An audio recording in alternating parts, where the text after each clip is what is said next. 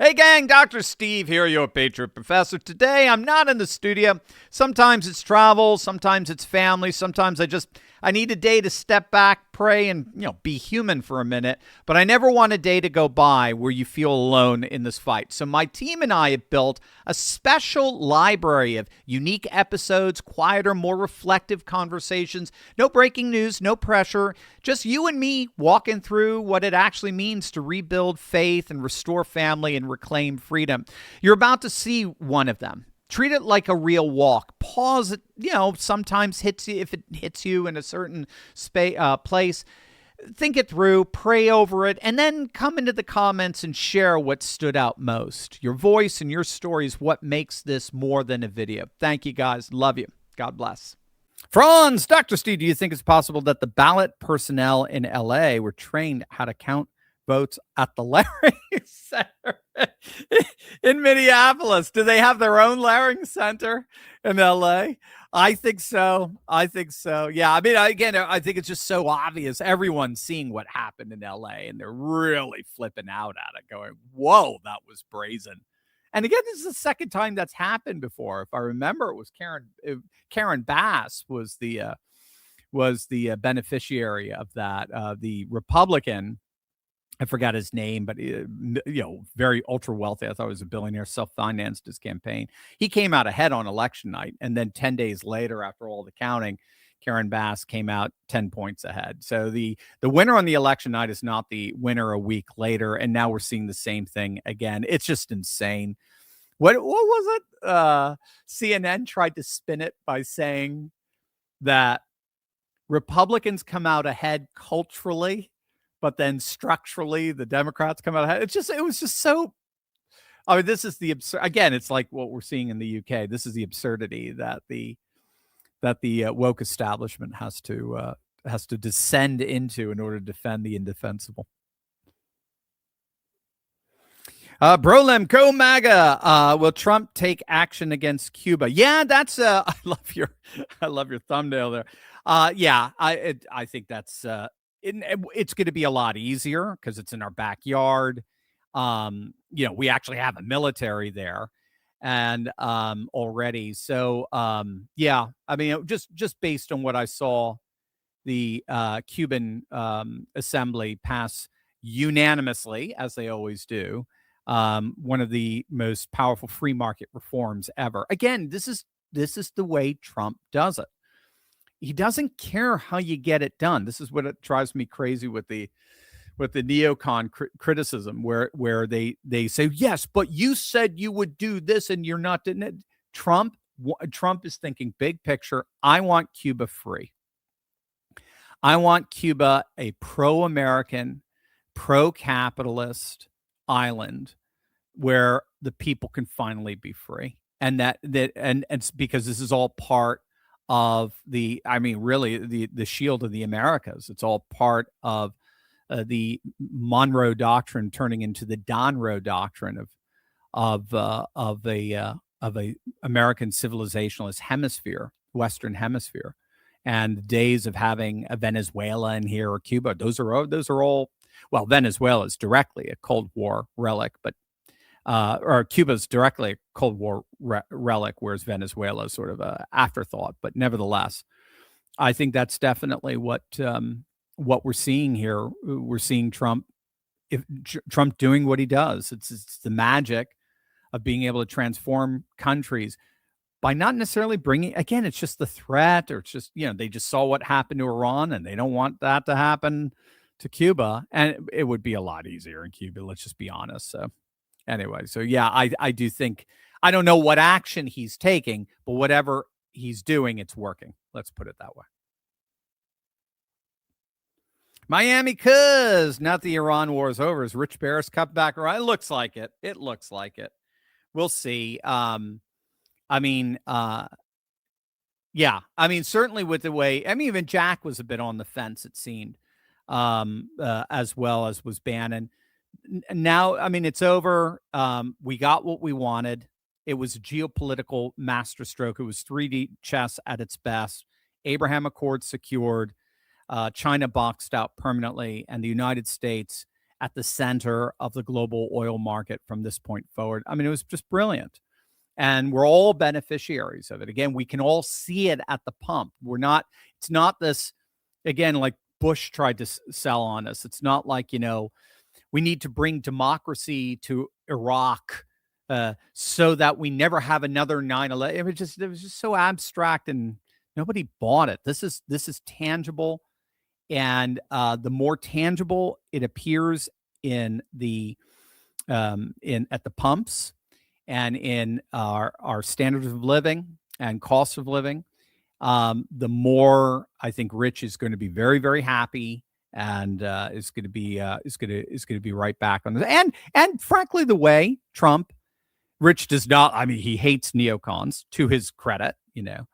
For me, broken clock can be right twice a day. I think the neocons were generally right during these last 3 months. Their analysis was spot on. They recognized the geopolitical map, but now that Trump has turned on them, and now that JD is coming out, and they hate JD. Just keep in mind, neocons are every single one of them are all Marco Rubio fans, just like they were Ron DeSantis fans. They despise JD.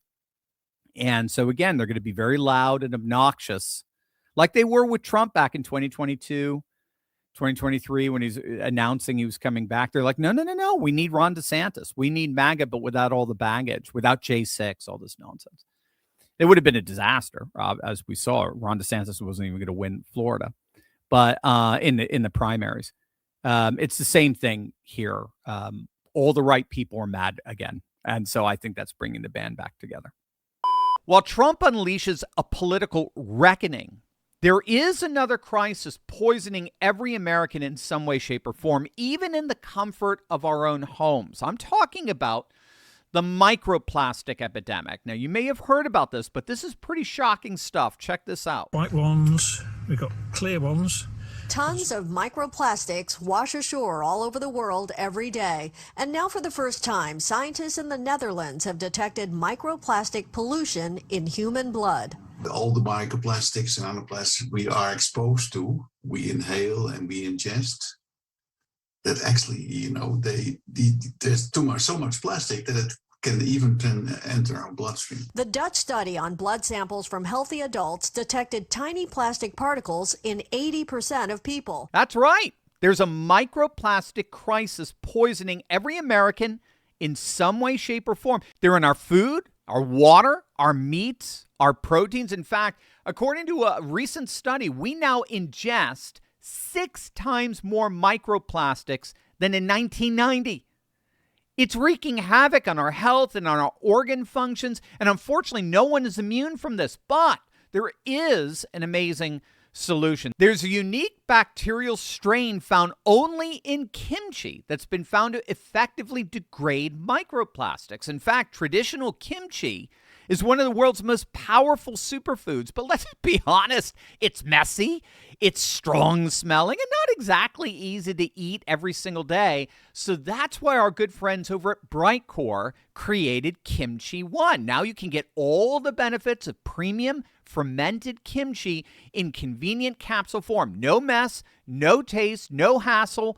I've been taking Kimchi One every single day for months now, and gang, I love it. Each capsule delivers over 900 probiotic strains, live enzymes, and antioxidants that help restore balance in your gut. People are seeing improvements in digestion, bloating, regularity, energy, metabolism. Studies show that kimchi even reduces the risk of obesity. Kimchi One is all natural, non-GMO, and 100% made right here in the USA. It's completely dairy-free, gluten-free, soy-free, so just anyone can take it. I personally love it, and I love knowing that I'm supporting my gut and overall health in one simple step. So if you've been looking for a way to boost your immune system and remove microplastic toxins from your body, this is it. You can get 25% off your order by going to the link below, or for an even better deal, give them a call. My friends at Brightcore would love to chat with you, and they're going to give you 50% off plus free shipping. Call them at 888-597-0233. The first 100 callers to order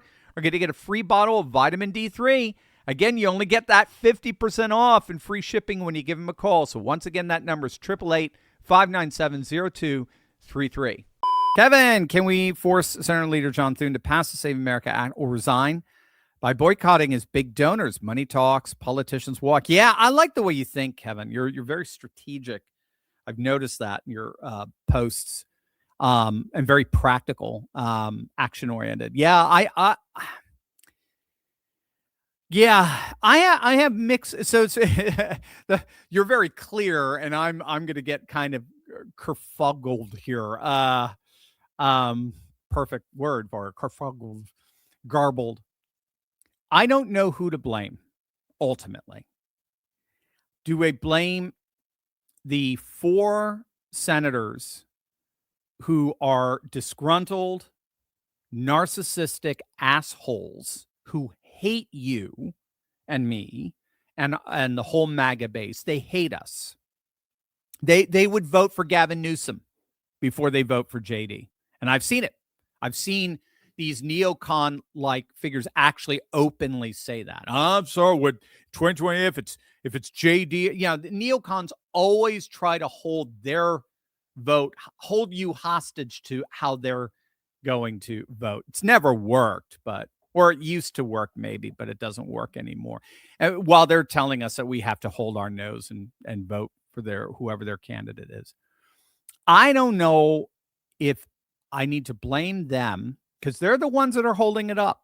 They're not even voting to have it put into reconciliation. They're the ones who are preventing it from getting put into a reconciliation bill, where it could just be 50 votes plus one tiebreak. I don't know whether it's to blame them or to blame Thune, who doesn't seem to know how to play politics. Politics is all about leverage, right? It's all about power, and power is about leverage. And what is leverage? Leverage is having something that other people want. And what Thune is, and this is what Trump is really leaning on him for, dude, you need to figure out what the hell do 2 or 3 of them want and give it to them. It's the carrot. Or what are they really freaked out over? The stick. And now, again, 3 of the 4, I think, are leaving, but it's the stick.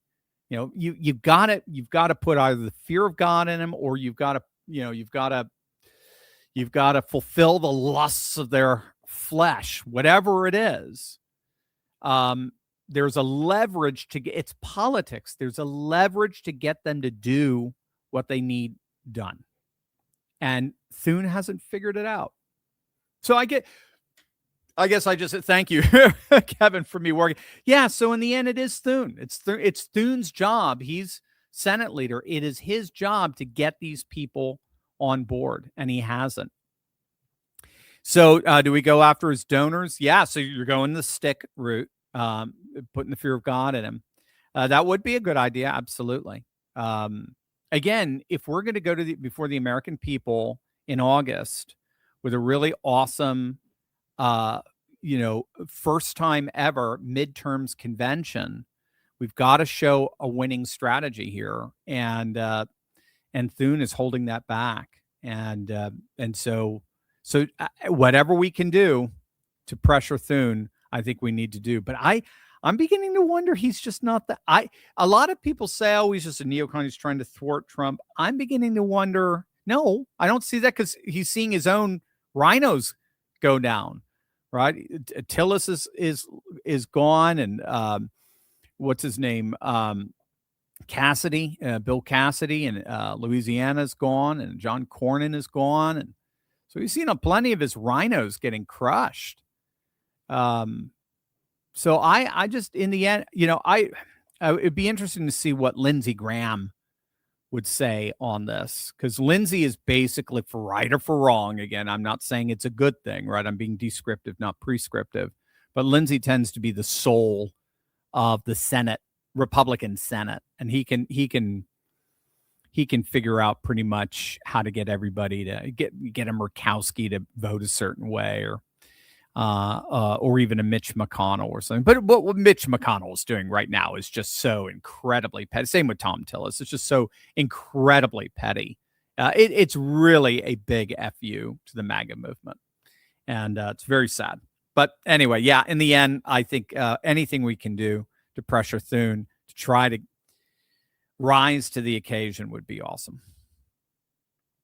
Rock Dog, Dr. Steve, how could California have those disgusting new districts if the SCOTUS ruled that gerrymandered districts for party and race are unconstitutional? Well, yeah, it'll get struck down, but it's California. Blue states will continuously tell SCOTUS to stuff it by bringing by having case after case after case brought forward to them by virtue of just their recalcitrance. We see it with gun control. I mean, look at New York and gun control. How many times does the Supreme Court have to strike down New York gun control laws, blue laws, or Illinois blue state gun control laws? How many times they have to strike it down before at some point it seems to me that the Supreme Court is going to have to hold them in contempt of court in some way? But this is just beginning, and so that has to do with Clay decision and all that with the Second Amendment, but I'm not Clay. What am I saying? The DC. There's a C that goes with that. Somebody versus DC. So I don't know. This is a brand new one with this was the Clay decision. That's what I'm getting all mixed up.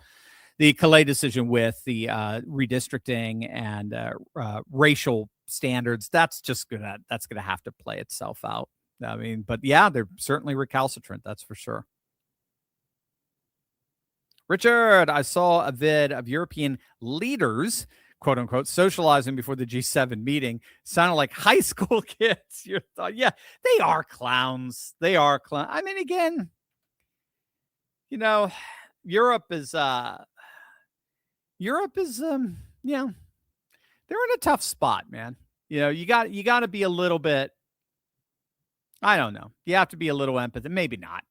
I don't know. I feel good. I've got the team's back together, band's back together, so I feel good. But maybe on a different day, I'll feel I'll smack him down. But bottom line, Europe has since post World War II has been a vassal state, a massive vassal state. The United States, via the Marshall Plan, has controlled and governed, in effect, in terms of at least security, Western Europe. That's allowed Western Europe to pursue all the state social welfare programs and so forth. And then when the Iron Wall collapsed in 88 and 89, and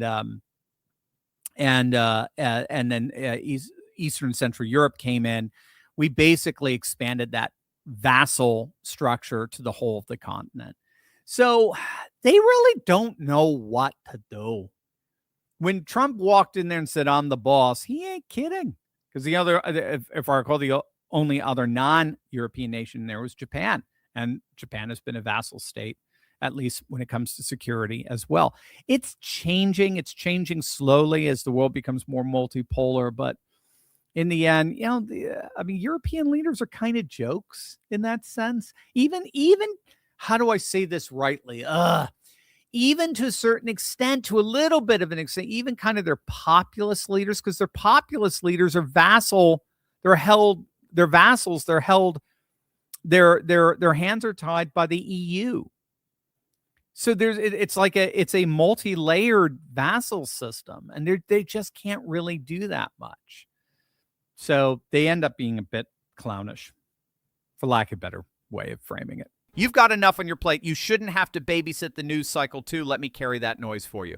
I'll sift it, I'll watch it, and I'll tell you what really matters for your home so you can lead in peace, not panic. Hit the link below and get my Patriot Alerts, and let me help you protect your family with clarity every single day.